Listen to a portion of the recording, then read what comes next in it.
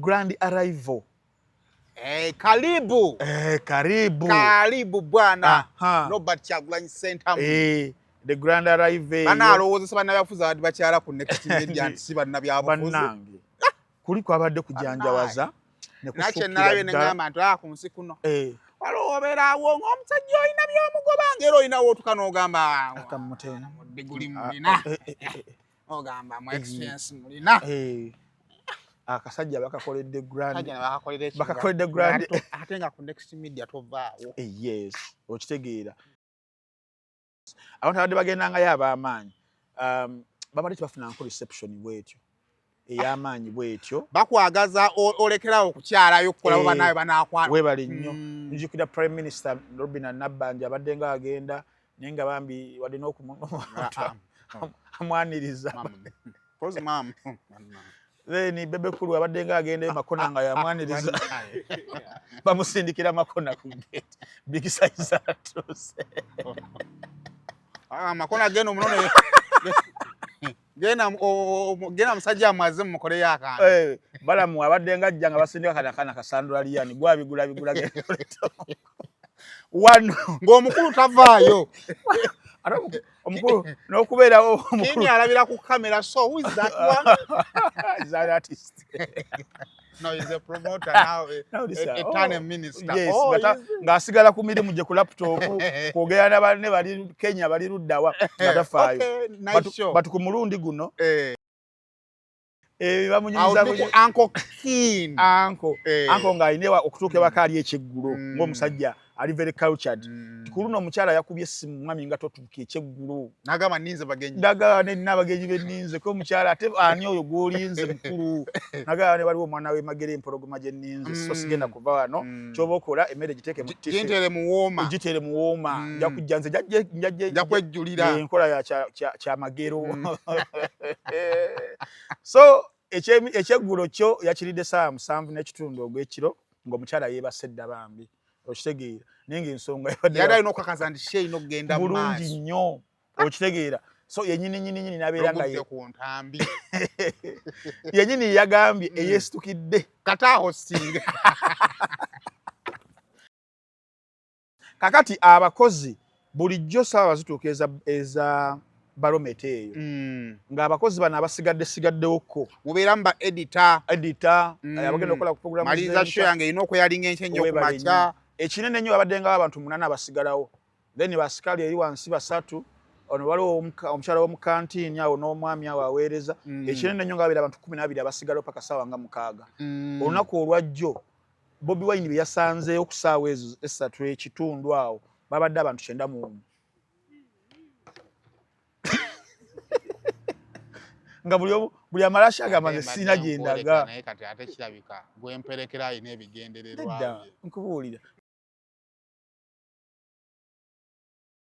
Sorange Women Syrup eddagala erikakkanya obulumi mu nsonga z'abakyala oba ziyite cramps lisange mu pharmacies, drug shops oba supermarkets.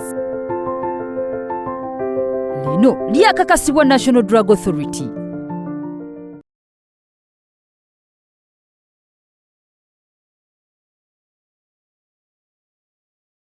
Mu kisenge wamu n'ow'omu nnyumba. Rosemary Beddings tusangibwa Kasubi okuliraana ebitaala nga wakaviira ddala ku mafuta ga rubisi ngadde Namuŋŋoona oba otusange Nankulabye ku branch yaffe empya okuliraana Cheza Hotel. Tukuleetedde kalonda omuli bed covers ez'omutindo, blankets ez'omutindo, suitcases ennungi, amasuuka amalungi, neeti mu buli size, mattress protectors, kuno kw'ossa emifaliso egitalumya mugongo, ebitanda eby'omulembe n'ebintu ebirala bingi nnyo.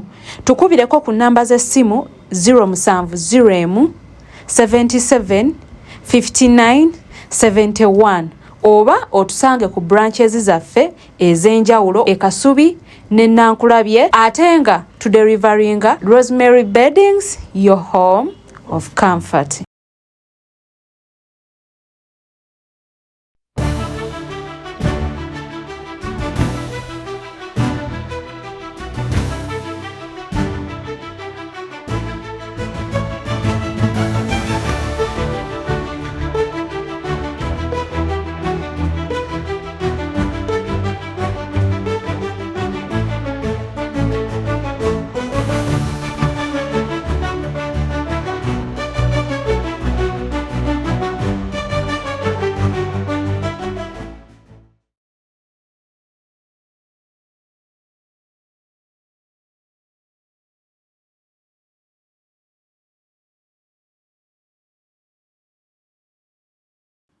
kale kusema official najo sinziza okubanga ate otulaba subscribing ku mukutu guno okusobola okubanga ate ofuna videos zifaanaganako bwe ziti yonna gy'owangayira mu bitundu by'ensi nkuboozaako n'enkwebaza okubeera nga ate otwegasseeko.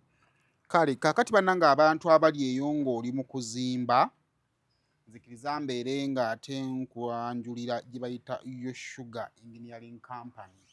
Kakati oyinza okuba oyagala muntu agenda kukolera nzigi nga ngumu bulungi, oyinza okuyagala muntu agenda kukolera madinisa, oyagala kukola muntu agenda kukolera bagala mulungi, oyagala muntu agenda kukolera standi za tanka, oyinza okuba nga oyagala kuzimba nnyumba naye nga oyagala giseresa byuma, oyinza okuba oyagala kuzimba kkale naye nga oyagala kuzizimbisa byuma. Ebintu byonna ebikwatagana n'ebyuma, ebintu ebyenjawulo oyinza okuba olina concept nga oyagala gikolera naye nga oyagala gikolera mu byuma, bannaffe aba yo sugar engineering company yakuba nga ate mbakutegeezaako. Bavubuka bakozi ate nga bakyali bato nga bateesa n'abantu. Kaakati basangibwa awo Mengo Katwe, wali awo wakati w'Emmengo ne Katwe. Ekkubo ly'ettaawo ekkadde we lyaggukiranga eryo ekkubo mwe liggukira bw'etyo ate oyambuke ku lubiri. Awo ojja okubasanga naye namba yaabwe y'essimu ku screen awo kweri, ate balina ne website nakwo osobola okuba nga ate obasanga ku screen okwo kwebiri, awo banoonyeeko basobole okubeera nga ate bakukolera ebintu ebirungi be bannaffe ba yo sugar engineering company. Ate bagamba n'okugamba nti n'omwana wabanga olina omwana eyo nga yandyetaze okuba nga ayiga ebintu ebyo ebya welding, bajja kuba nga ate bamusomesa ate asobole okuba nga ate afuuka omuntu ow'obuvunaanyizibwa. Kale kaakati era mu ngeri ey'enjawulo kkiriza mbere nga ate kutegeeza ku bannaffe aba Truth Academy. Truth Academy bagamba nti nno bawe omwana wo mu myezi 3 agenda kuba nga afuuse boosi we oba agenda kuba nga ate asobola kuba nga ate yeetandikirawo omulimu. Kaakati omwana bagenda kuba nga bamubangula mu bintu ebya production omuli graphics designing, website designing, digital marketing, 3D animation, video editing and production. Kaakati ebintu ennaku zino obulamu butambulira nnyo ku mutimbagano, ate ng'omutimbagano gwetaagisa kye tuyita production. Omuntu okumanya engeri gye bakwatamu kamera, okumanya engeri gye basagattamu ebifaananyi, engeri gy'osobola okukola ebigambo ebimala bye tukola mu logo n'okola ebifaananyi ebitambula. Kaakati osobola okuba ng'oli eyo nga weetaaga omuntu akolera bintu ebyo, muleete tumutraining atandika okubeera nga atakukolera. Kale bakuye ku nnamba zaabwe ezo ez'essimu okusobola okubeera nga ate ebisingawo babitegeera. Kale Solange women syrup ono akyagenda ddala mu maaso okubeera nga ate atusindika n'otuteekamu akasente. Yes. Tokkiriza mukyala kugenda mu nsonga n'olumwanga eyabba akasimu. Solange ono ajja kufuna engeri gy'akutaawuluzaamu butereevu oyite mu nsonga ezo nga bakujjukiza nzijukize nga toziwulidde waayi nga weemasaganga atalina kye waalabye. Bagamba nti okulaba nalabye naye nakozesezza Solange nyambyeko munnange nno onywako obusaanikira buna ate nga woowoomerwa n'onywa emirundi 3 ate olwo n'ogobera ddala obulumi obwandibadde bukuluma ng'okozesa akantu aka Solange. Genda mu drug shops, genda mu supermarkets ne pharmacies ojja kubanga omufuna. Ate nga njala okuba nga nkutegeeza nti nno gwali ebweru w'eggwanga osobola okuba nga omutumya tunaabira nga amukola ki amukuleetera. Kale nga bwe tunoonya ekisiikirize kansooke mpumulemu ne bannaffe aba Second Global Conference eya African Canadian Foundation bagamba nti bakuleetedde Second Global Conference ng'eri ku substance abuse, addiction, suicide and mental resilience. Bannange bw'obanga wali eyo nga walootadde okulinnyako ku nnyonyi naye ng'engeri gy'ogende wakyakubuze tuwandibadde ogenda bannaffe ba mental health bano. Ekisooka okugenda osome ate wona amala okugenda okusoma abantu abamu awo bayiiyiza n'agenda n'abeera ddala eyo nera benaba bagenda mu conference y'omulundi oguwedde nga bafunye empapula. Njogera ku mpapula kati awo oba otegedde ofuuka muzannyi wa ttiimu ya bikonde the bombers n'obombamuko.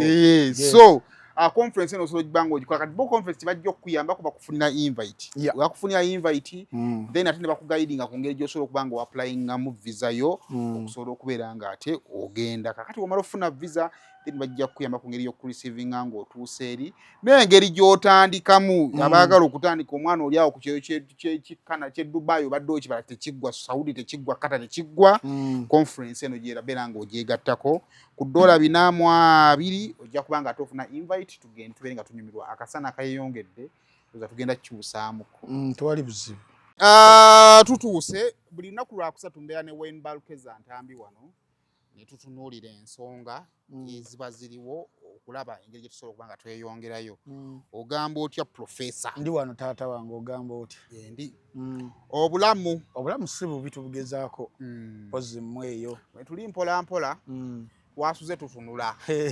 akantu tekatulabiza ku tulo akantu kafuusa akantu ngaale tukajja wakiini yo NBS yabaddeko content yes yabaddeko amasannyalaze nga bwegayina bulijjo kuga nga bwegayina gaali gajibuzeeko owaaye nkugamba NBS yabadde ne principal amaaso gonna gali ku NBS era TV egambibwa kati show kyezibeerako awo tebabalabiriza ku mmunye kuba n'abeena ne mbaade baagala kulaba bye banaageya mu bye banaageya waliwo amawulire awo naage waffe nno kwe gali awo mu kaseera awo bonna kati ki ekyabadde ku industrial area anti nkugambe jjo tewali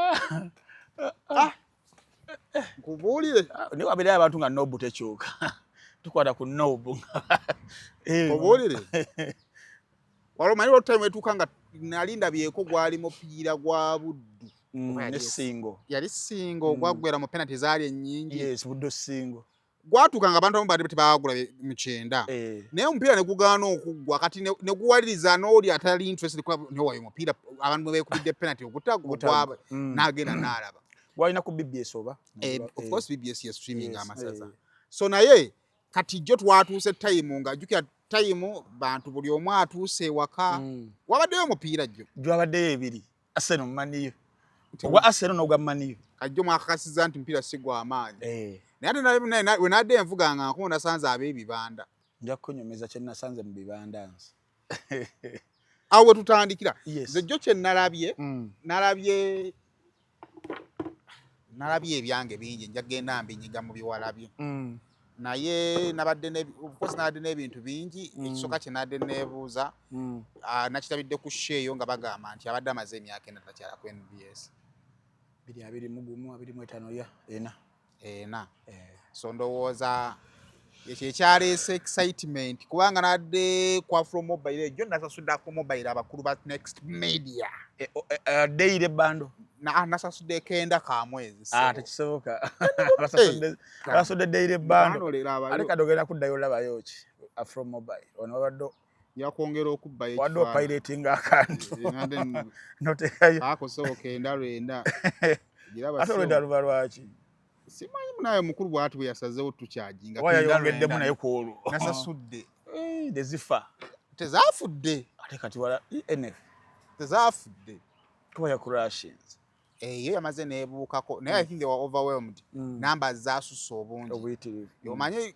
osobola obba nga target yo nogamba tuteekeko tujja kufunayo nga baabo ne babeera overwhelmed so awo tugenda otandikira olunaku olwejjo njagala observation yo ku byewalabyeko ekisooka ngenda kusookesa mu byewabweru ebyabadde mu show ngenda byengenda okusembyayo ekibuuzo ekisinga obukulu we baateekayo post eyo omukulu nga kwali kyagenda kubeerawo ku barometer yafuluma Sunday yafuluma Sunday kiro if not Monday weyafuluma post eyo nensooka nendabako neŋŋamba oba nzaalabye obubi nensoma nga ndaba show barometer barometer tugimanyi nga epodcast oba show ku bakyaza abantu ab'enjawulo ne bakubaganya ebirowoozo ku luno nemba n'ebibuuzo ebiyitirivu neŋŋamba agenda kujja afiitinge mu bano ba panelists oba agenda kujja nga ssekinnoomu nenzijukira neŋŋamba nti ku ssa lyaliko essaawa zino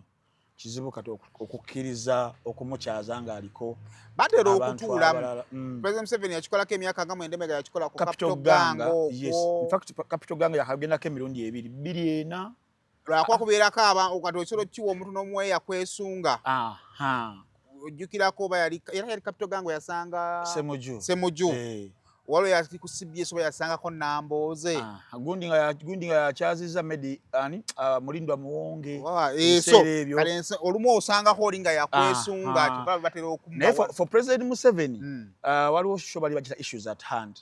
Peter Kibazo oyo NBS nga kyaziza era Semuju. President Museveni I think abeera nga omanyira omukulembeze olina okumanya ebigenda maaso ba critics bona baki kati balina bye bayogera then n'aba challenginga abawa one on one n'aba challenginga abamukyaze nga n'omukulu oyo waali Semuju. Issues at hand yasooka okukyala kaawo then later 2013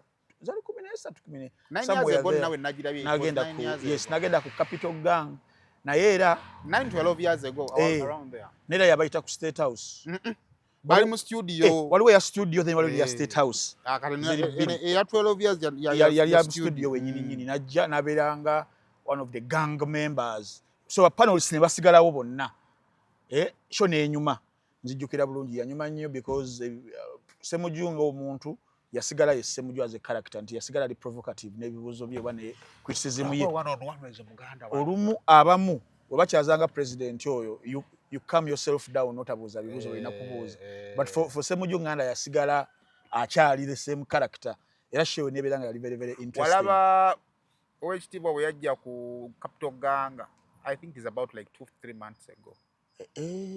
Tusabira beyo basigalako ba gang members bali omusi ate nga boogera luzungu owulira omuntu nga ali ku munne mu luzungu amuyuza amutta endala era yali Capital Gang yennyini yakubira Salim Sale essimu era nga bonna weebali ne n'agimalako nga ali ku ssimu then yaddako ate n'abayita bagende eggulu Semuju yekulu n'agaana n'atagenda so kyembadde nsookeddekawo nti mbadde nina ebibuuzo bye neebuuza nti oba agenda asangeyo bakasolo asangeyo ba Daudi Kabanda nga nze nganze kyenandiyagadde abasangeyoko okitegeera omanyize omukulembeze yenna oba omuntu yenna alina okusangako challenges bwe zityo netulaba how they can overcome okitegeera but probably ayinza okubeera because ngali mukubeera initiated mu kintu kino yakyalako okubeera ku NBS oko ku frontline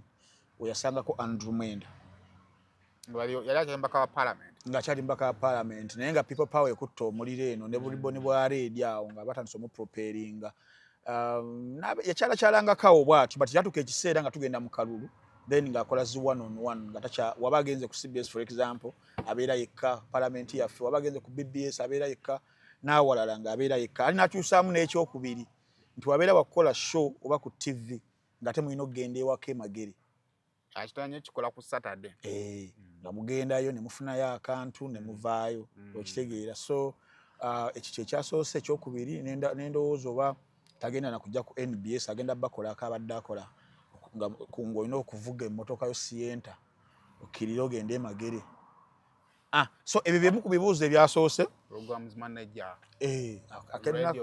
akelinako nkubirako wano mbadde mpisiza bubi mukama we ku exo balamba lugahali mbadde mutiddeko naye nkubira simu kutte sagala yonoonera lunaku kunti kuŋŋamba so kyekyo kimu ekyasookerera naye then ekibuuzo ekikulu nti lwaki bamuyise NBS lwaki nokoddeyo neyita Robert Kyagulanyi Center Principal NUP mu kaseera kano ekisookera ddala neebuuziza ekibuuzo ekyo olw'ensonga NBS ebadde eyina ekifaananyi either nga ekyesiize oba abantu nga bagikisiize nti ya sayidi eri okitegedde sayidi eri kuvya ddala mu kalulu awo bakoze tali center abantu ne banonooza in fact waliwo nebbaluwa yava ku NUP ku kitebe kwennyini nga yeemulugunya okujjukira bulungi nnyo olaba omwana ye Dan Lutaya yes n'avaayo n'amuddamu awo so relationship ya NUP ne NBS ebadde it has been a hate and love relationship hot and cold okitegeera abantu badde balina sentiments ez'enjawulo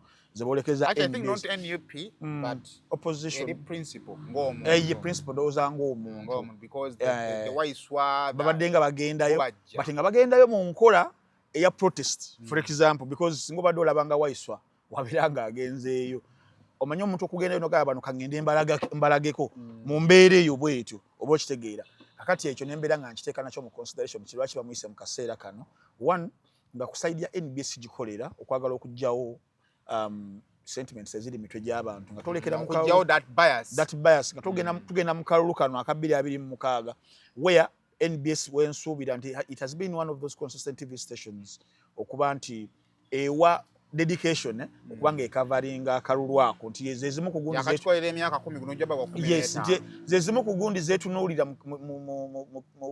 webera kalenda yanga tugenda mu kalulu ka period yake katunuulira nnyo nerisa ejjoji nti sobola n'okwerekereza ebirala byonna priority negiteekaawo so mu kaseera kano badde weetaaga okyaze the principle yennyini gwe bagamba nti omuyinako bias omuteerewo embeera ekyo kisoko kive mu gundi z'abantu then oddemu oseeteeze buto so for NBS ndowooza kyekimu ku bibala ebyabadde bisinga obukulu n'ekyokubiri for also the choice of the show because eyinako shows eziweereza ebyobufuzi morning breeze weeri waliwo the eagle waliwo frontline waliwo naki waliwo neeyo but the choice of najja mu yaffe gye tusinga otutegeera kuba mu luzungu twabamu tewandyebase oluzungu era abantu balowulira sayima basoma bandyebase olaba akanaana kakabaddeko okwo wandibaddeko 14 abagamba kati ndi basayima banaatuvuunulira but I've been following frontline eyo nga naye gathering numbers but of course tezituuka eno era kyoyogera kiyinza okubeera nga kituufu so the choice of the show the barometer ti barometer essaawa zino naye erimu kwetereeza nti barometer yaffe gye twamanyira bapanelists baffe Maama Namboze Bakireke Honorable bakyusa panelist oba ennaku zino nanti gundi nabadde okugenda kwa Zamba nabadde mpuliriza Namboze Bakireke Honorable ng'akona ku nsonga NBS because kati abadde ali absent for now oba 2 editions ezisembyeyo nga tabeerako alina kyeyayogedde awo naye ng'alinganga agamba nti bafunamu obuzibu ne station ye yafunamu obuzibu ne station naye adde alina wakikonakawo yadde ku radio simba yakyogerera ku simba okitegeera kakati even the show nga eyina okuvuunuka kino actually barometer yafuna issues nali nina okukola interview ne Sabzambali wamala okuva ekawempe n'ataapiyalinga ku show lowooza abaana ne basimbula eggaali nti mwaki mwagala mukola ki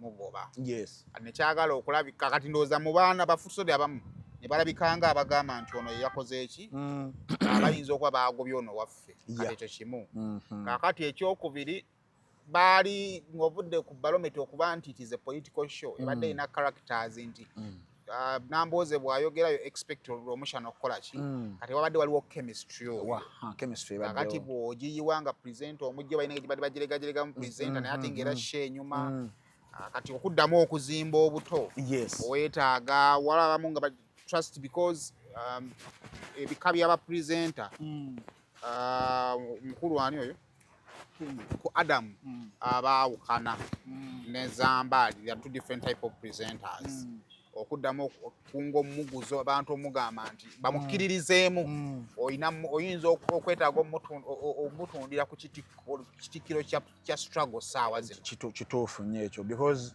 at the end of the day nali nnyumiza abantu ku Zambali transition ye okutuuka essaawa zino okuba nti yagenze ku side y'ebyobufuzi abadde ajja abateekateeka ne bakama be bennyini bajja abateekateeka okuva mu kalulu kali akaggwa era ebimu ku bimwagaddeko nti abadde intention okukyayagala tekimubuutikidde era nti bakama be yabategeerezawo kyobula abadde nga beeteekateeka okujja Adam okumujja ku Top TV najja abeere nga is like an understudy bw'atyo baba Top yali yavaayo dda nagenda ku baba ku Top nabeera nga he has come as an understudy so wa Simon Kagwa but one wa Zambali okitegeera because ate bafunamu kone ku buzibu nti Simon Kagwa as a very omuntu aluddeko ku mpewo okwo naki ate naye alinamuko ku sandijisenziro ne there is that paint naye muliko olwa affiliation ye ne side eri wa Democratic Party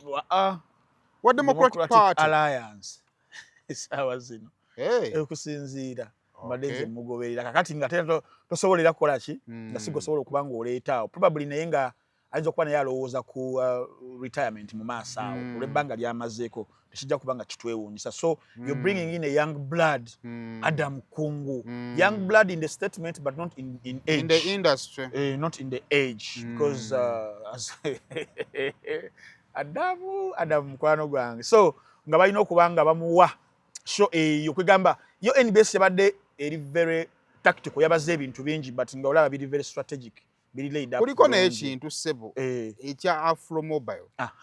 Nze nina ekirowoozo kyange nti Afro badde tefunanga ku visits nyingi nga ze yafunye. Because Afro bagezezzaako okugitunda mu bantu. Bagitunze era abantu bagina mu ssimu. Naddala abantu abali ebweru w'eggwanga abagala okubanga basigala bakola ki bagoberera ebintu byaffe bino bye tukolera wano naddala ku TVs zaffe, which is a product of course Next Media. Packages zaayo tezaali favorable ku side yange ningamba wekanje esonyiwe sijja bba nayo naye badde ina okufuna a big take off ngeno olwa abantu abagoberera omuntu ng'oyo principal NUP abamu abali mu ggwanga Uganda, but of course n'abasinga abagoberera ku online abali ebweru w'eggwanga nga this was a very great opportunity for an application called Afro Mobile. Then ekirala nga sinayingira the grand arrival. Karibu. Karibu bwana. Nobody Kyagulanyi Ntambi. The grand arrival. Bana alowooza sabana yafuza adi bakyala ku Next Media nti sibana byabufuzi. Bannange. Kuliko abadde kujanjawaza ne kusukira. Naye ngamba nti ku nsi kuno. Waloobera awo ng'omusajja olina by'omugoba ngero olina wootuka n'ogamba akamutena. Diguli mulina. Ogamba mu experience mulina. Akasajja bakakoledde grand. Bakakoledde grand. Ate nga ku Next Media tovaawo. Yes, okitegeera. For the very first time badde nga nze NBS nga tunaba kufuna mbuzibu nayo kubanga sikyagenda, because last time when nagendayo netwalana nnyo bagagga. Asiwalana ne kubulira byaliwo bansigireyo zinnajjolo ne banfulumya kiyumba anaagwa nga sesikidde kanyeba n'ekisubi ku liiso kigenze kwekiri. Naye badde era of course nsigala ngoberera nga abantu abagendewo the figures ez'amaanyi. Political command center. Yes. Abantu abadde bagendangayo ab'amaanyi babadde tebafunanko reception bwetyo ey'amaanyi bwetyo. Bakwagaza olekerawo okukyalayo okukola banawe banaakwana. Webali nnyo. Njukira Prime Minister Robin Nabbanja abadde nga agenda naye nga bambi wadde n'okumwaniriza. Then bebe kulu abadde nga agenda Makona nga yamwaniriza. Bamusindikira Makona ku gate. Big size atose. Makona geno munone. Gena musajja amaze mukole yaka. Balamu abadde nga ajja nga basindika kana kasandula liyani gwa bigula wano ng'omukulu tavaayo. Omukulu n'okubeera omukulu. Kini alabira ku kamera, so who is that one? He's an artist. No, he's a promoter now, a turn minister. Yes, ng'asigala ku mirimu gye ku laptop kwogera na banne bali Kenya bali luddawa nga tafaayo. But ku mulundi guno waliwo yaŋŋambyeko nti abadde amaze ebbanga lya myezi 9 nga ekinene ennyo kyamalawo ku NBS avaawo saawe mu kitundu nga zigenda mu 2 amawulire gaweddeko ag'amasengejji nga kyekiri serious kyalabako ekyayinza then n'agenda ewaka because gy'aliira ekyeggulu takirira mu woteeri abeerawo kulinda lugambo bamunyiza Uncle ng'alina okutuuka ewaka ali ekyeggulu ng'omusajja ali very cultured. Kuluno omukyala yakubye essimu mwami nga totuuka ekyeggulu n'agamba nninze bagenyi n'abagenyi benninze ko omukyala ate ani oyo gw'olinze mukulu n'agamba ne waliwo omwana w'emagera empologoma gye nninze so sigenda kuva wano ky'oba okola emmere giteeke mu gitere muwooma nja kujja nze nja kwejjulira enkola kyamagero.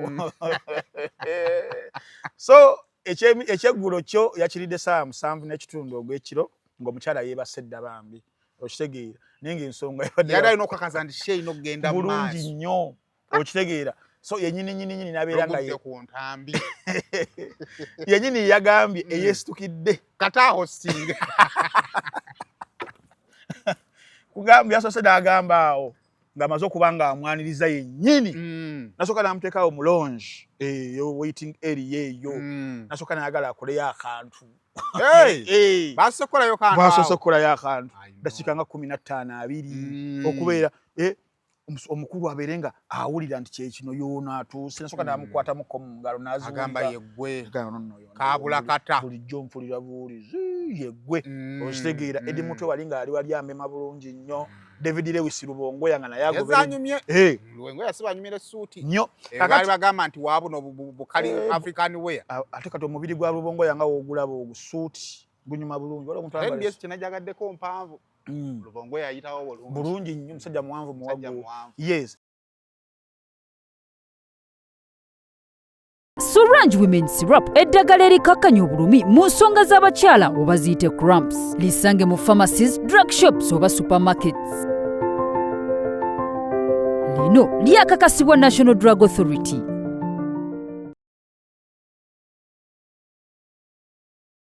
Kakati abakozi bulijjo saawa zituuka eza barometa eyo ng'abakozi bano abasigaddewokko mubeeramu ba editor abagenda okukola ku programu maliriza show yange erina okweyalinga enkya ennyo ku makya ekinene ennyo babadde nga abantu 8 abasigalawo then basikali eri wansi 3 ono waliwo omukyala w'omukantiini awo n'omwami awo aweereza ekinene ennyo nga babeera abantu 12 abasigalawo paka saawa nga 6 olunaku olwajjo Bobi Wine bye yasanzeeyo ku saawa ezo 3 ekitundu awo babadde abantu 91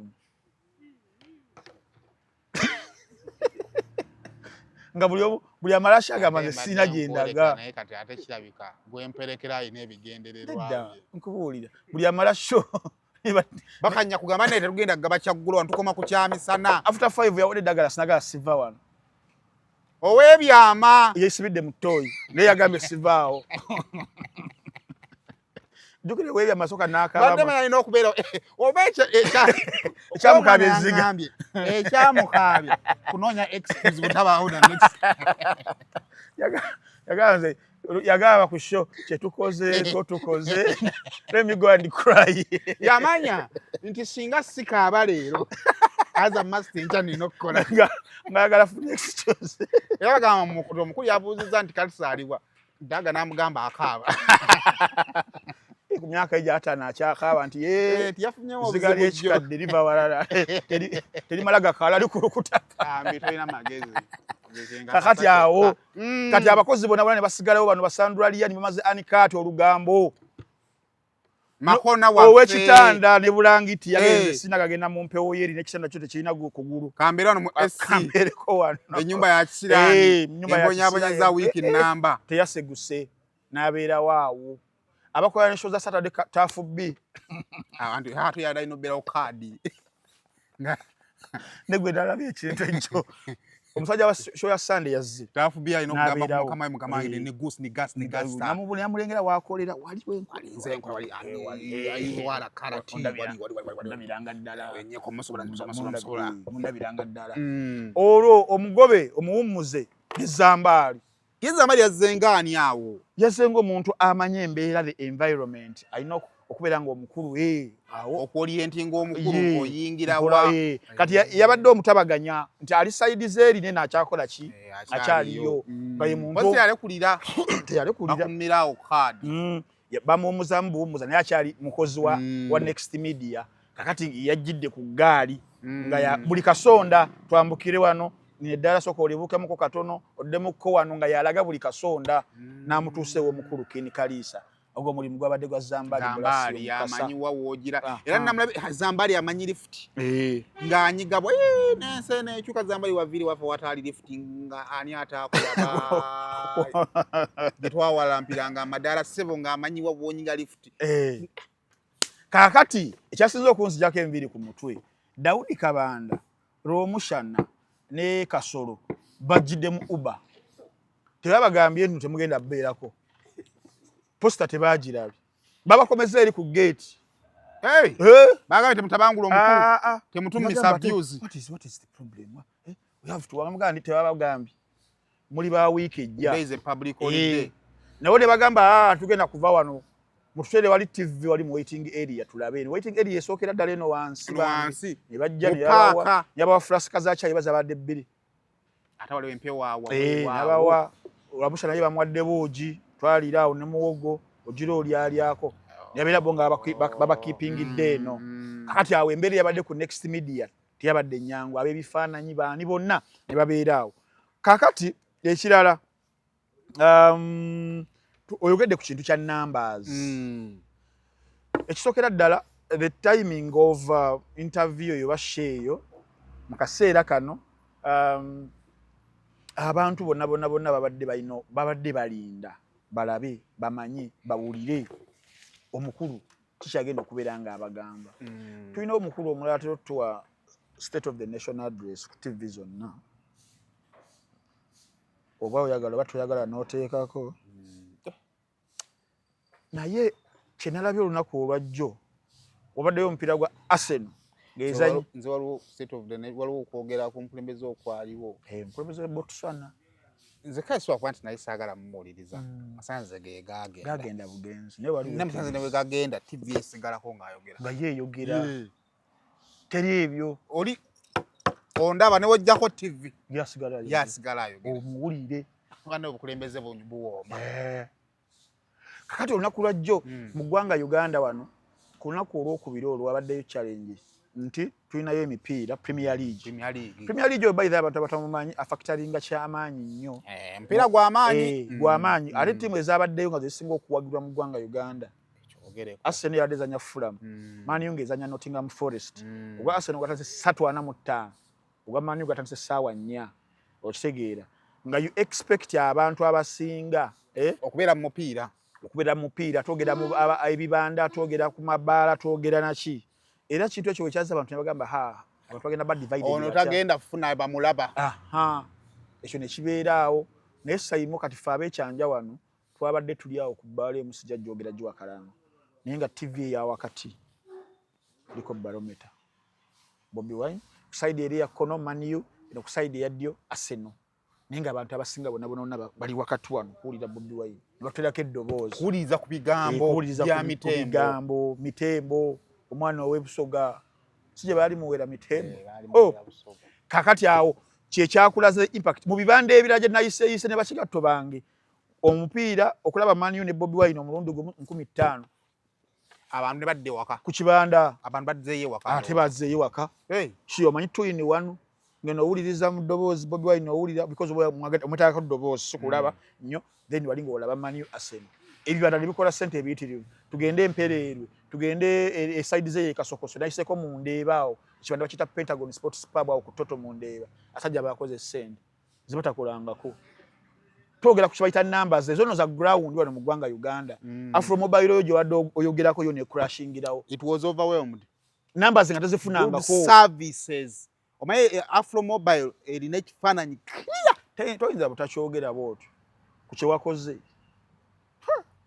kakati bonna nowona obyogera bajja kukola aka epas yagamba bastreama bonna buli yastreaminze ekifaananyi kiriya tekikuyamba 4K kakati Afro Mobile nayo kenyini nebeera overwhelmed with the big numbers ekyokubiri aba streaminze ku YouTube buli yastreaminze yafunye numbers nalabyeko awo NBS yafunye yabadde na 8.6 in real time nozaawo yazzeeko yabadde obanga kekaawo naye yabaddeko kyano gye bayita Simon Official piiki yaffe yabadde ndowooza mu 3.6 kale owulira gawe wazifunawa nazifunako mu real time waliwo kabalinga kufa kwa Gaddafi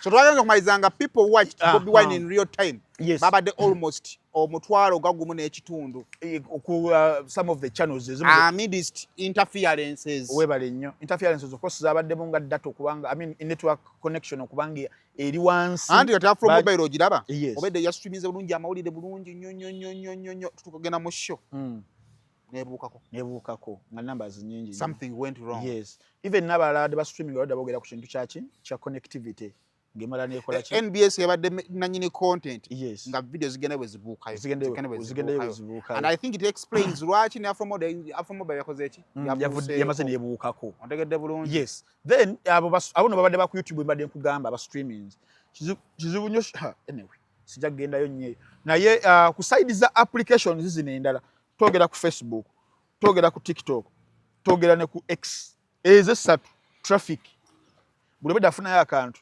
ng'ateekayo naye ng'ate buli akateekayo afuna numbers gundi ine ebintu algorithms za social media zezo nti obuteka ekintu nga kyekimu kiyinza okutambula cyane kigaana naye wano buli obudde ateeka y'akantu wadde content nga y'omu nga bitambula nga bisigala bitambula kituufu yes nga bisigala bitambula kati fe abadde bakoze shows nakoze show nezanne lwoyo nagenda najja uploadinga yo very late kusaba nga 3 sawa 3 jukana ko ide sawa banga 2 tuba tutandise ndi mu numbers nyambuka 15 18 Kyagulanyi yagenza okujja twasusse bisatu oli awo nibadduka oli mu bisatu awo yavula muganda wange Kasuku yadde akoze Solomon kayemba yatuzooli Kasuku ne mukuyaga musajja ntamye musajja ntuga Kyagulanyi anyiza amadde Shalom yakoze ali muzungu ng'abantu bagala ali mu China fena bakoze shows twa upload zao musajja yatutuze but nga tujja mu byolwali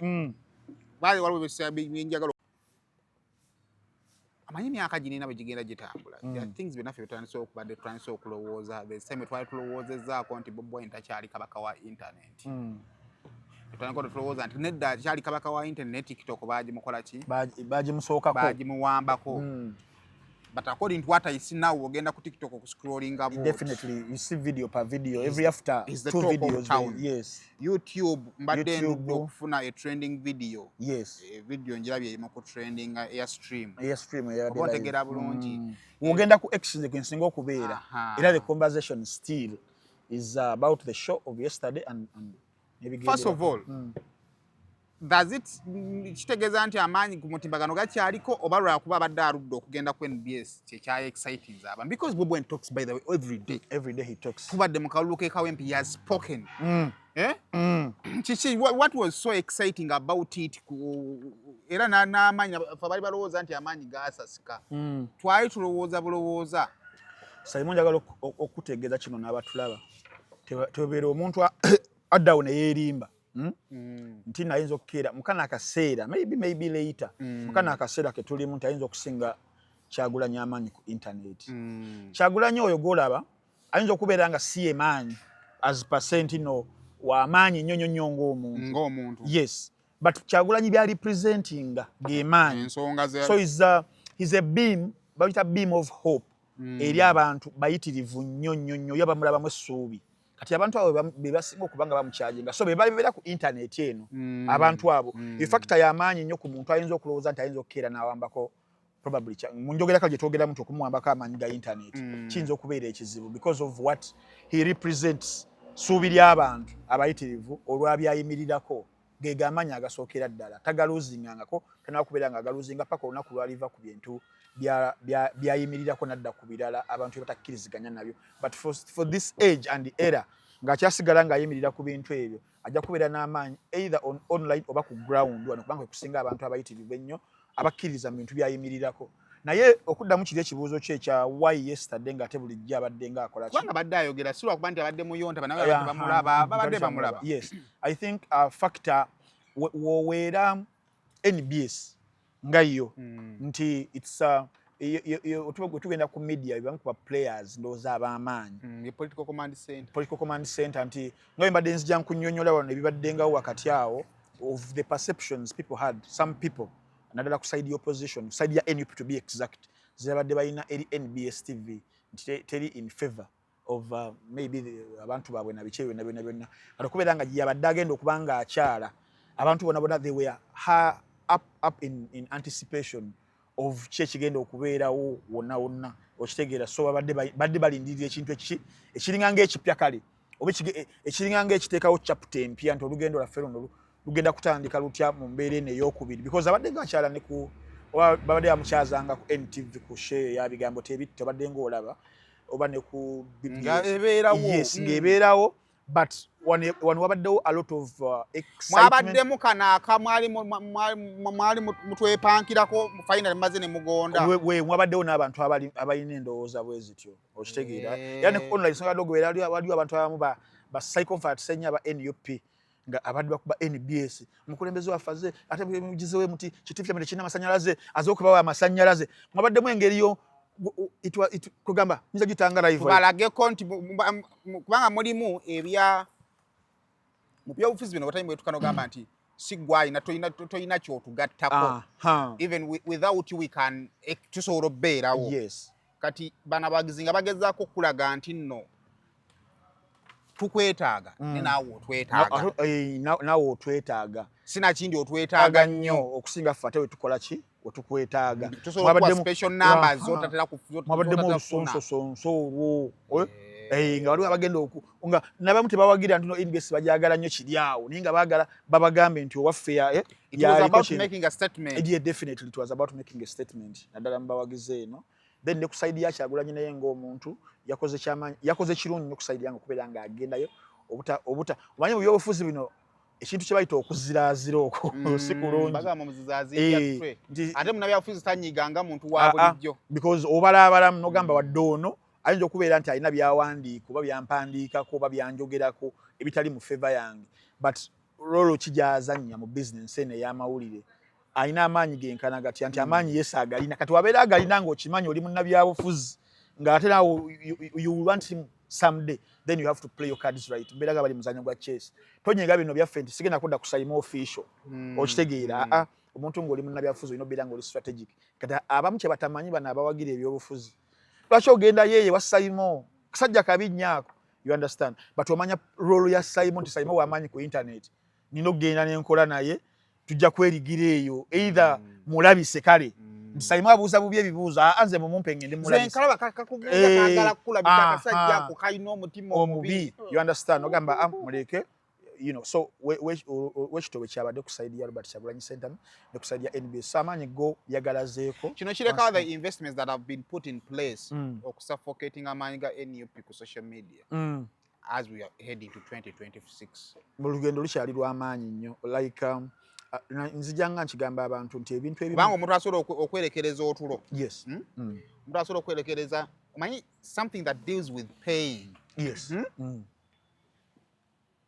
trust me swinga tugenda mu books of Afro Mobile they got a lot of subscriptions definitely ontegede bulungi yes omuntu asobola oteekamo ne sente ze to watch sente n'obudde kikulu obudde asobola obbanga abulina naye okimanyi nti wali obaddeko awo nti osobola osanga nina kintu kyenjagala naye obangamba nti kyakusasula because I've taken time okujja okugamba maybe nja kirinda abobwereere oba otegeera naye omuntu ateekamu obudde ne sente yes ayinza obutakulekera singa tutandika kugenda ku kaseera kali ak'okweyiribya ku social media definitely nnyo nti all those are echoes of the bigger picture nagamba abantu nti some movements adala mu side za revolutions a movement gabeeranga amazzi agaze nga gavudde eri ne force ey'amaanyi nga ganoonya wakuyita nti n'oteekawo a bridge n'oteekawo I mean ekisenge gayinza okujja negakuba negakiyuza negafuna ekkubo egayita so ne ku mulundi guno oba mu kaseera kano nziramu ekibuuzo kyo ekya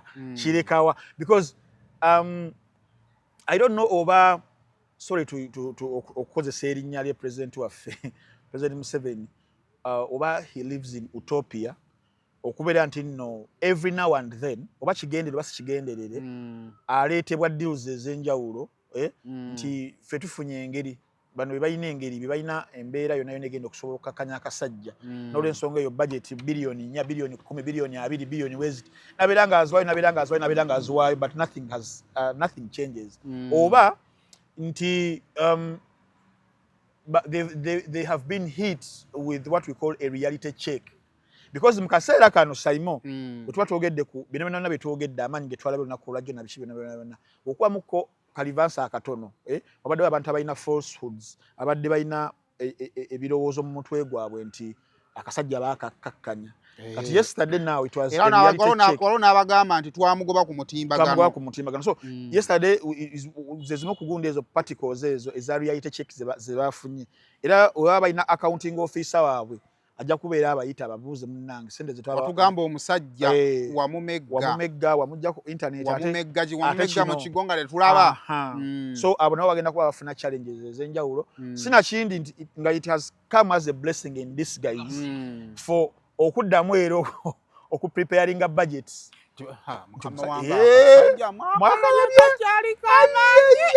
wetutakangwira okitegeera kati waliwo abagezigezi already abali ku luggi abakonkona nga ne budget baziri bagundi ate bazina abayinza oba bali ku side ndala nga tebali ku side abadde alina webale wagamba oyo tasobola kukakkanya maanyi ffe tumusobola bali bakubba bubbi ate twakugamba nti babbi kati tufe abatuufu oba okitegeera so nabo webali mu mbeera then ogendako ko mu bimu nga tonnagenda mu show because awo wenyendo olumira ku mannyo otyo kale okyali ku same official tujjajja sse wano ne tusukka bannange awo bye mwagala ebyo ebeera balanced mbera olina balansingamu eyo ku show ku bo ng'oli musajja wa ppp kati eyo eri balance etambula bulungi kale Dubai summer trip season eyokubiri etuuse tugendagenda ne ku mwezi nga 4 paka ne mwezi 11 omwezi ogw'omusanvu kakati gwayagala okubanga ate otambula naffe mu Dubai summer trip mbadde nsaba obere nga ate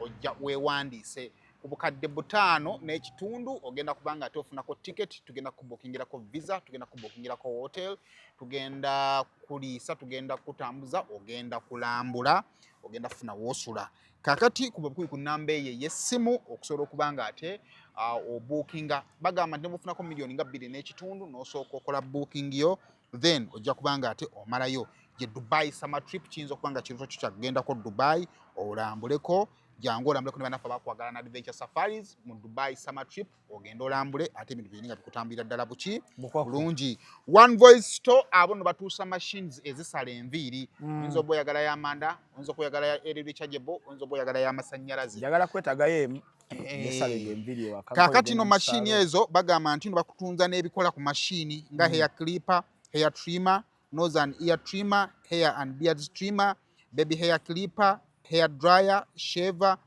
baby dryer n'ebirala bingi okubagattira okubenga bazi repairinga n'okutunza spare parts osobola nga machine yo gina naye ng'olina ekitundu ekyafa spare part tujja kuba tuzikuguza kale tusangibwa awo ku Anifa Towers opposite Old Tax Park room eri F17 oba tusanye ku mitimbagano gyaffe egy'enjawulo ye one voice store mu ngeri efaanaganako bwetu kale kamalirize ne bannaffe aba Airtel Uganda bakuleetedde extreme unlimited internet era nga bagamba nti oyagala internet edduka etaliimu keesiba yaddebe kuleka nga lwagi kuttemu obukwasi naye we kuba kudduka buddusi nga yeesazeewo okudduka Airtel internet egenda kubanga edduka bannange bakadde mubagulire internet mugitwale mu byalo balekera ogenda okunoonya wakisaapu z'abanneiba ontegedde bulungi nnyo kakati streaminga ku TikTok streaminga ku YouTube streaminga buli wamu ku Facebook ku bitwalo 13 ate okwo etugattirako bonuses tukuwa messages zaabwerere n'osindikira abantu bonna tukuwa calls zaabwerere n'okubira abantu bonna amasimu kubira Keith ku namba y'essimu asobola okubeera nga ate akuconnectinga ebintu birenga bikutambulira ddala bulungi nange katono kampisewo just ombanange munansasira nabannanga banneeyunzeeko abayita baganyana Habo Group ganyana Habo Group bayambako ku ndwadde ez'enjawulo obeera nga olina pressure olina sukaali prostate enlargement prostate cancer emigongo okuluma ebinywa oba joints abagala okugeza kyebayita kugeza abagala okugeza ng'oli musajja abakyala abagala okufunza abakyala abagala okusikasika mukka ku kifu ky'ennyama then abagala ku mazzi water okitegedde abina ebizimba ku nabaana wano bona Ganyana Habo Group evuddeyo okubeera ekolera ddala eddagala eriyamba ku ndwadde ng'ezo balina kabayita ka water syrup onywa ku busaanikira nga 10 ku makya n'olweggulo nga 10 water ng'omukyala n'obeera nga teweetaaga renzoori balina kabayita ka libufulo gano makerenda agayamba okuba nga booza mu nabaana enseke n'okubalansinga hormones balina ka cats liquid ko ka money power ekakuzaamuko ku maanyi nobeera ng'owagga ng'ogamba aye bambe then balina ka rough strain infection pills kayambako UTIs endwadde nga candida kabootongo even other urinary tract infections saako n'akasembeyo kabayita external diretawero katawulo kaba katono nnyo weekati okajjamu wali n'okateekako gw'omusajja n'okateekako mutaka Arsenal enobeera ng'osobola okudireyinga n'olwawoko bakayita ka external diretawero kayamba okajjamuko n'okajjamu kaba katawulo katonotono bwe kati kalimu ebirungo biyitirivu nnyo n'okasiisiriza ku mutaka n'ogenda kayimba kabaka asisitira omwana ananga pisanga omwana n'osisitira n'olyoka olwawo n'okuba essaawa yo ng'emu babayita baganyana saawa emu nga olugwoli naye ali ku ki osobola okumuwummuza mulimu n'abalala nga aludde ku kyeyo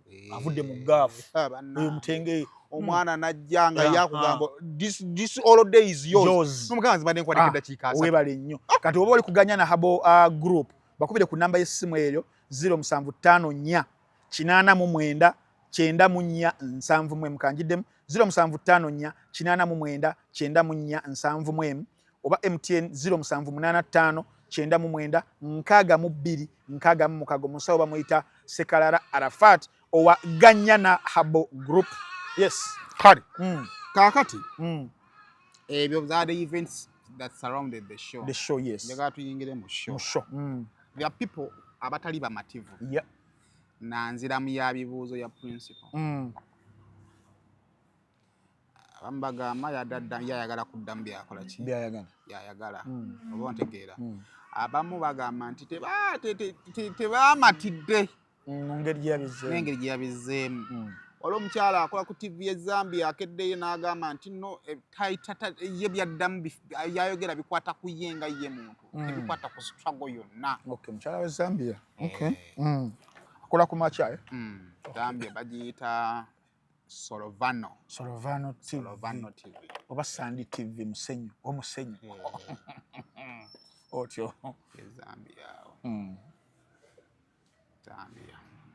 Zambia. Ab'Ezambia bagobera nnyo ebintu okuva mu Uganda. Oba kyeki? Interest yabwe bali mu Uganda ndowooza baagala. Otyo. Abatali bamativu na nziramu ya if you're to rate yes his articulation of issues ku 10 sayimo waliwo olugero lw'abazungu olugamba nti it takes two to tango. Nze nganze kino, this was my personal opinion, etandikira ku moderator. Sayimo tuyina ebika byaba moderators ab'enjawulo. Ngenda kuwa example y'omwami bamuyita Sekaya. Sekaya Musoke. Jimmy Sekaya Musoke yakola Sunday. Yakola Capital Gang n'eri eya one on one, something like that. Face off. Okay, yeah. Omusajja oyo era nyinza mugattako omwami gwe bayita omwami wa NTV oli Kamara. Patrick Kamara. Wabeerayo abantu we batyo nti one he's going to be he's going to hit you with hard questions. Nga taluzinze ground. Era ojjukira ndowooza kumukukyala kwa Robert Chabulisanamu yakyala ku NTV. Ebintu ebimu ku byamubuuzibwa omwami oyo. He is standing with hitting hard questions. Nga kyekika kye. Then you're going to find moderators abalala. For example, sibayisa maaso but njagala ba categorizing ira. Ngogenda kusanga nga moderator nga in fact ne Peter Kibazo naye agwa mu bali. Then ogenda kusanga omuntu nga Medin Sereko Sebuliba. Okitegeera? No, tontunulira bwotyo. Njagala kujjayo point yange. Nti tagenda kubeera as hard. Yagenda kubeera maybe it is in his personality, he's a soft person. Akuteerawo n'oseerera. N'ogwayo gy'ogudde bw'atyo mpola mpola musaagirizi na biki ola backgrounds ez'enjawulo. Ogenda kusanga Simon Kagwanjala minus his affiliations mu byofuzi n'ebyalowolereza, but as an interviewer is going to also hit you with hard questions. So omuntu kiva ku moderator akubuuza bibuuzo kujjayo the best of you. Oba okitegeera. Then osanga omuntu nga musaazi nga Kungu. Is Kungu a joker? It seems to be a wannabe of someone. So I really don't find him as hard and, Omwana abuuzizza mbadde mmanyi barometer show ya Luganda. Namugamba sinyikira muyeeyo nnyo. So Kyagulanyi watu yasanze a character like Kungu. Okitegeera. So abamu bagamba yazzeemu nga bw'ayagala. Yes, ayinza okuba yazzeemu nga bw'ayagala. And yes, abantu abali ku side eri neutral. nga tawagira NUP tawagira NRM yenga adagala kunyumirwa show ayinza okubeera nga teyafunye the best of what he might have expected but nga kiva kwani kiva ku interviewer oba kitegeera obedda Kungu abuuza ebibuuzo kati for example ekibuuzo kya akomawo mu kalulu mwana Kungu omusajja atuse namugamba naye musajja gwe Kungu nno yafunye obuzibu Kungu alina we yafunidde obuzibu ku nsonga y'ekikonde omukulu amala okunnyonnyola ekikonde agamba nti ye omukulu amukola ki amwewulira naye n'agamba ng'ebyo tuli ku bintu by'eggwanga ebitali siyasi tubikole ki ko Kungu ky'ogamba bino tebiri siriyasi ko ye nti oyo walagi Kungu yabonyeebonye okuva ku statement ya walagi okweyongerayo ate akasajja kali siriyasi kamugamba kakasajja okiwulidde nkugambye walagi musajja wattu yabonyeebonye Kungu yafunye obuzibu yabonyeebonye but kyenkugamba nti kiva nnyo ku who is asking and what you're asking okugyamu the best of someone the subject of someone you're asking questions okitegeera so yes for those abadde nnyo tubayinza okuba nga tebafunye the best they might have expected okitegeera but for Robert Kyagulanyi Ssentamu nga ye omuntu tolina kubuusa the fact nti ayambala enkofiira bbiri togenda zimwawulako Bobi Wine as an entertainer who is an artist and Bobi Wine who is a politician. Now yazenga politician. Nanti yazenga politician but chiri inborn. Oba okitegeera nti ajja kujeregerezaamu. He's not going to be a 100% hard politician as okubeera nga everything is just hitting hard. So ajja kufunamu situations eziri light azikozese bulungi nnyo okuba kujeregereza ajja kukozesa ajeregereze. That's how he expresses himself as Bobi Wine. But mubimuze ku the talking points ekisooka the way he technically avoided talking about certain personalities whom people probably expected he's going to address directly. Ate nga bakava mu kabata akabadde ku X we agenda ku parliament. I think it wasn't him. It was NBS that tweeted. Webali nachengamba then yes. Na responding yes. Up NBS. Webali kituufu. So just manyi ya responding ate yamanya. Kubanga ate ya responding anga responding kwayogedde. Kata kone kabeera nga weekali and we all believe nti Bobi Wine yakiraba. So some people expected to abeera afunye platform maybe agenda kutandikira ku those personalities ways to as Jeyo and what, but then he avoided talking about the personalities' names, Ngoyo, but he addressed some of the things they represent. Oshtegera, oyogera ku kitunga ekya electro ebizibu by'ekibiina then yatandikiridde ddala ebizibu by'ekibiina kya NUP yakibalama n'agamba nti omuyambi bwe yali amumyuka yateekayo omusango. Then nadda ku bya electoral reforms n'agamba nti electoral reform esinga obukulu eyokubeera nti no president alonda ki chairman w'akakiiko k'ebyokulonda yesinga obukulu ebirala yakyogedde atya ebirala tebirina makulu something like that okitegeera so n'awotalinga down reforms z'omukuluza kwaziza ali mu kubanga atembeeta ng'ekyokulwanyisa buli wamu reforms tukadde mu parliament simanyi ate nga n'ebbanga likoze eki liweddeyo so ako n'abeera nga akakoze n'ekyokubiri the point we yayogedde n'agamba nti si buli ali mu opposition nti wa opposition awola yine yade ino omuntu gwekola kyera still gwegenda ku mutulabye nga babadde bannaffe batuusa akaseera ne bakola ki ne they turn against us so era point eyabadde ina weeraga naye nga erinnya alireka so I think that was very wise of him and technical then of course the mho's question tujogeddeko eyo yabadde Kungu banna wabonye taata yabonye tajali na kidamu walagi Ogo nawe tonto. Okiwulidde ngambye oyo tonto. Akati question endala eyanyumidde oba moment endala yakula ije Felix. Omwogezi w'amagye. Awo siya sakati webadde akyasakata kulaja tena maana achugana gamba. Kalingo kyali ku mwogezi. Ata abakulira. Omwana yapata na munno oyo. Halina.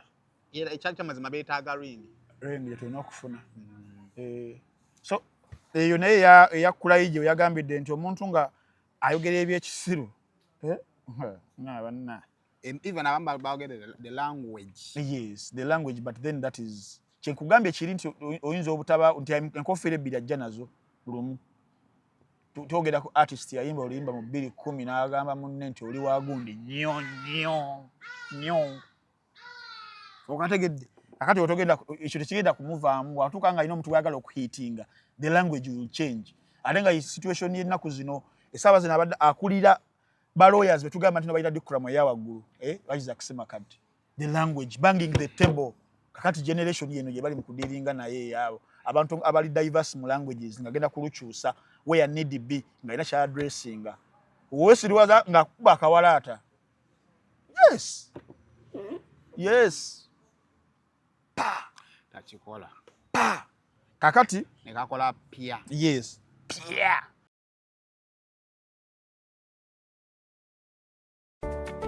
Musuubuzi munnange nawe walina ekirooto ky'okusuubulako e Dubai neneesanya okukwanjulira banno ba Clarion Integrated Logistics Solutions abeesigika era abeesimbu mu kutambuza ebyamaguzi by'okuva e Dubai paka e Kampala e Uganda nga biyita ku mazzi oba konnyonyi ku bbeeyi ejja mu nsawo yo. Twesige ku Clarion tukuyambeko okutuuka wotosobola kutuuka mu bwangu nga kagayise ku mazzi atwala ennaku 18 zokka ate eya kago atwala ennaku 3 zokka okutuukako ku woofiisi yo. Tusangibwa ku Diamond Trust Building omwaliiro gw'okuna akasenge 411. Kati osobola okukola oda y'obutereevu ng'oyogerako ne Nankabirwa Siteera ku +971 582 58 79 oba ku WhatsApp ku +256 756 846 772 oba jangu butereevu ku ofiisi zaffe ezisangibwa ku Hamri Airport Eddeira mu Dubai. Clarion lw'okusaabaza ebyamaguzi byo mu bwesimbu okuva e Dubai paka e Kampala e Uganda mu nnaku 18 zokka.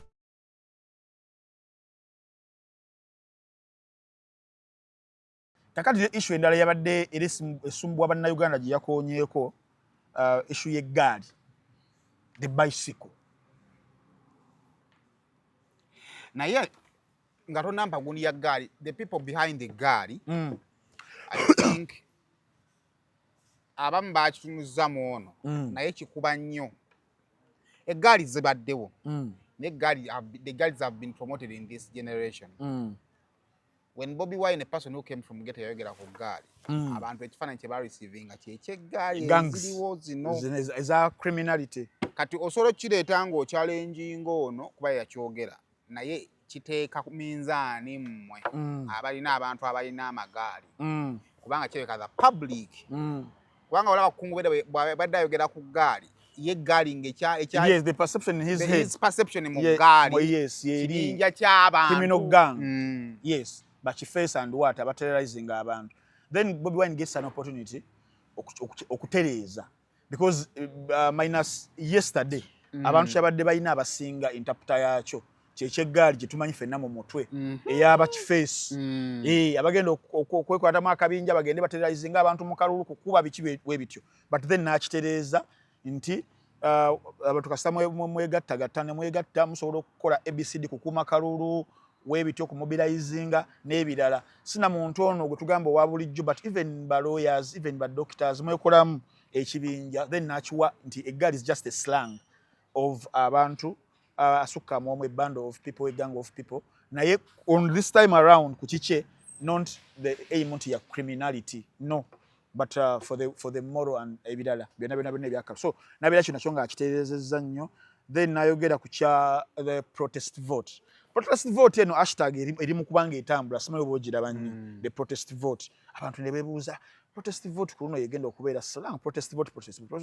Kakati protest vote gye yava Simon and I think nafunamuko omukisa nenjogeramuko ne yali Waiswa Mufumbiro mugamba Waiswa the protest vote me I know the context yabadde ekozesebwa because sometimes context zikyuka okusinziira ku situation at hand ebeerawo n'enkozesa y'ekintu, but the protest vote yabaddengawo gye tumanyi yeeno nti muli mu kalulu ngenda kuwa akalulu ka Uganda Law Society akaaliwo akakasembayo.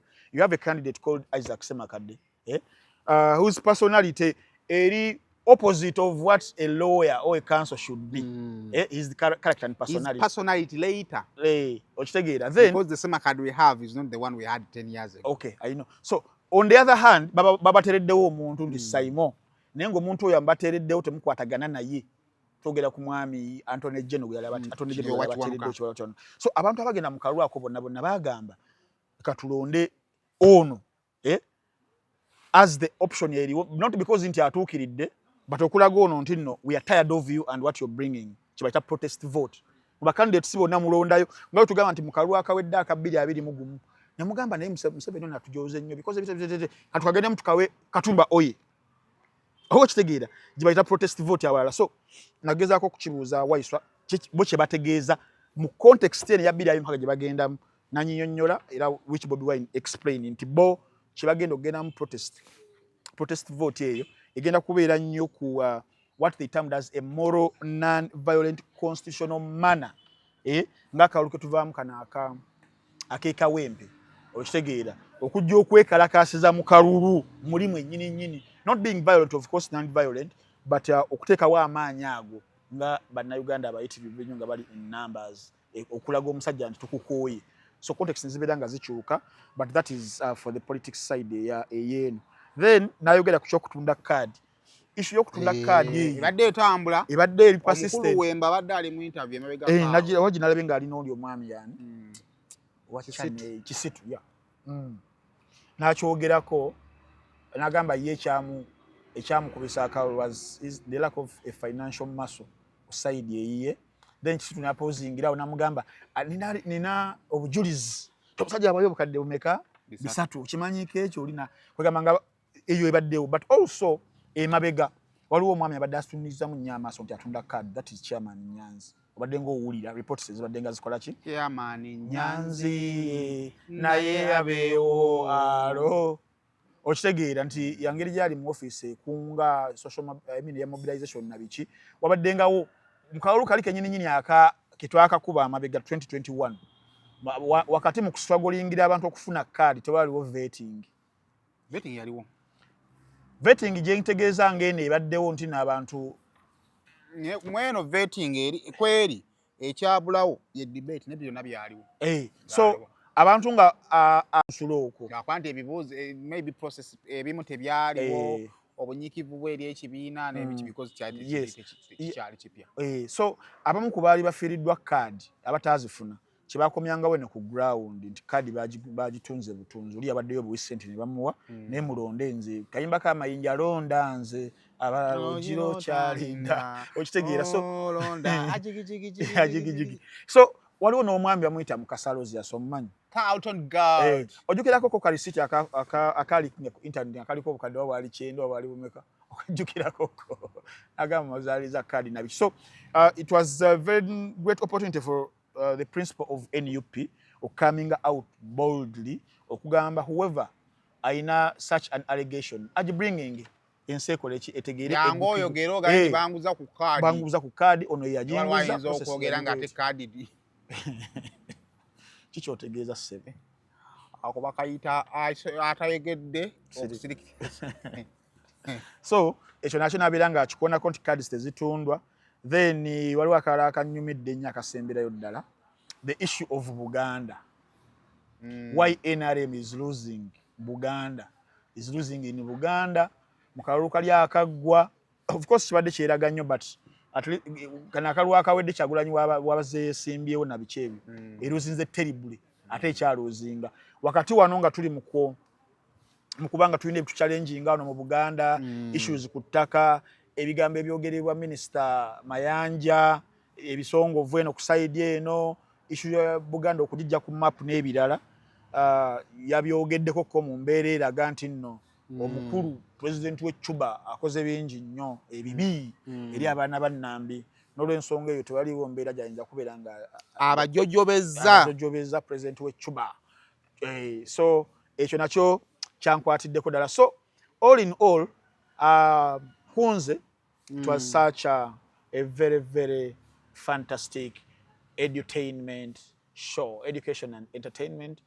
Some byabaddemu akantu nembeera nga Simon nakawunzikiddeawo nga kanyumidde bwe kati. Yes byebyo nno tuli mu dakiika mmeka tugenda kukoma kwako twagadde Alex Muhangi omulese erugenda tabiikiriza kantu ako. Yes.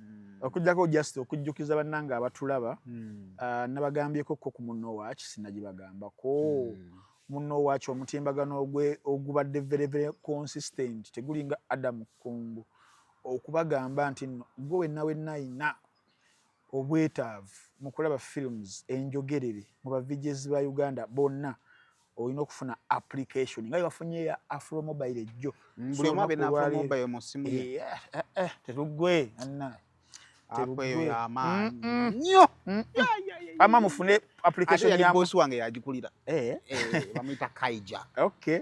Abaina amasimu application ya Muno Watch banaye muginoonyeko mu Play Store abalina that is Android App Store abaina iOS ne Google Play Store abaina Android Muno Watch muginstalling masimu gammwe abali ku ma TVs abaina smart TVs era application ya Muno Watch kweri bulungi nnyo nja kubeera ogijjayo namwe abakozesa browsers ku probably laptop soko genda ku www.munowatch.com kuzimu ku films eziri ku Muno Watch zotalina kusubwa Gangs of London season eyokusatu akatundu akasoka paka kukokuna kwebiri ku Muno Watch waliwo serie endala eyazze bagita Before ani agizanye yabadukavu the psychological thriller ojabiraba akatundu akasoka paka ku katundu ake10 abanyumira serie kano ka bwongo tojja kulabaawo kituufu ne kati gojja kusobola okulaba Friday Ice Tube comedy ojja giraba eyo yes ne next Friday era Ice Tube nyalafunayo live nayo ku film weekend ena ajja gifuna Unsung Hero nayo kweri Wolfman kweri Breakthrough kweri Night of the Haunted ne The Monkey kweri buterevu nnyo so of course ne ba film ne ba VJs ba Uganda bona bakunganidde okwo ku Muno Watch gibere emitwalo 3 jokka to subscribe with Muno Watch omwezi noberanga ate olola bulozi nga werabira bizi films ku kasente ako akano you subscribe now nga wakawulira message ena abasembereyo ddala nabannange aba Equator Gates Hotel bagamba batya bakugamba nti gowe nawe nayagala okubeera nti nno owummulamu kuno omuza ku birowoozo nti ovudde mu interview ekuleeze gwe Adam Kungu kwate kubo ogende ku Equator Gates Hotel obulenga nankuwadde owummulemuko osobola ogenda wekanga omuntu osobola ogenda ne balugare mukama osobola ogenda ne family n'otaba Adam Kungu omuntu omulala wa bulijjo nga yagala okubanga owummulamu because balina comfortable accommodations wifi weri smart screens weziri dining options ogera ku byokulya n'ekifo okubanga okipangisa ku mikolo nga birthdays graduations baby showers balina honeymoon packages sako n'ebirala balina facilities nga sauna steam bath ne massage babayita ba Equator Gates Hotel obulenga nankuwadde okubookinga kuba ku namba eno 0200 907 kanjiddemu 0200 907 ne wano ku abagala okugenda okusala enviiri mugende wano ku Upscaf Saloon togera ku bantu abali Kungu, Kyanja, Kisaasi, Ntinda, Komamboga, Kulambiro ekifo kiri kimu kyokka oyinza okuyoyoterebwa obulungi nnyo ku nviiri siza abasajja bokka siza abaana bokka siza abakyala bokka abakyala abasiba bulungi enviiri weave bikiwe na babayita ba Upscaf Saloon awo ku US Mall ku level esooka akasembereyo ddala kano tekalekeka waliwo issue badde genda maaso najogereko olunaku olwajjo waliwo ogubinja Saimo gulyoko ku TikTok gwe gumu ku nsonga kimu baje yadagala batuggalewo baguyita no peace for the wicked gundi ogwo gubinja oguli ku TikTok gu blackmailing abantu abenjawulo Saimo gokola ki ogupangisa gwe Saimo ng'olina obuzibu n'entambi n'ogwayo ssente ne gukuba ntambi gukubya abantu abenjawulo ani agulimu baana bali eyo nga womanyi kweyiya musango giri ku police of course Dr. Rita Katana omumanyi oyo gumukubye Momo Beauty Products gukubye mukazi wattu ABC Cosmetics Aida gumukubye Mama Fina mama waffe bambi atalina buzibu gukubye kati nga mami okuba wachi kakati bambi ate kyasinza okunyiiza ennyo kwe kudda kujja Kimbo wa musajja wattu bambi kati saba zino target gwe baliko naye nga ate ensonga ezikubya kujja Kimbo wanagenza okuzeetoola nagenza kawo ku polisi yerungujja ne bagamba nti waliwo omuwala bamuyita Nakagirire kyo yabba obukadde 31 n'ekitundu ku kojja Kimbo yali azimuwadde nga za material yalina wazimba azimba nnyo yes n'omulala bamuyita Dani Nsereko obukadde 5 naye n'abubba kati we baabubba ne bayita mbuyisi so we bakitegera mbu n'abatutte ku polisi bali mu kubawenja ne basasula omukutu ogwo gubedde nga gubakolera blackmail budde ku business y'omusajja bugikube nga zikuba businesses z'abantu bana abalala so bannayuganda abali eyo just be aware of that group. It is on TikTok. It's called No Peace for the Wicked. Eriwo ku blackmailing abantu ng'ogisasuddeyo akasente naye ng'ate abantu bano bali mu kubanga bakuba babeezaawo abantu bangi balumbye Sheikh Mubajje naye he will make sense singa musigala nga mugenda mu maaso okukozesa obubi omutimbagano. So bambi temugukozesa bubi mmwe abakuba bannaabwe naddala businesses ezo zibeezaawo abantu n'okuyamba ku economy yaffe. Abakulu abalungi ennyo nga Kkojja Kimbo okwagala okumunoonera erinnya bambi musajja wattu atalina buzibu wadde. Kale basibu ne bannyo bannaye embeere bulungi.